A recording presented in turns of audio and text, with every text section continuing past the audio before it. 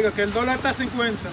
Oh my God, Miss Beautiful Lady, how are you doing? Come over here. Oh my God. Listen, I give you all my coupons. I give you everything I have over here. MetroCard, everything. ¿Y qué tú quieres que yo haga con cupón? Oh my God. Listen, in my country has 7 houses, I have 1 donkey, and I have 3 gallinas for you. ¿Y llevan para allá? No, I cannot take you over there because I have my wife over there.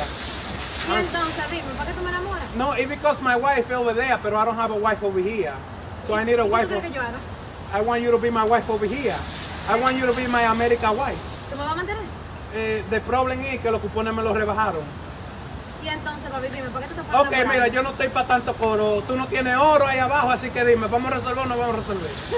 What you matter? Da, por rueda de pelota, two fly. Hey, ¿tu cuenta de Netflix cuál es, aunque sea? Ridículo. Pero las mujeres estas americanas de que pisan aquí.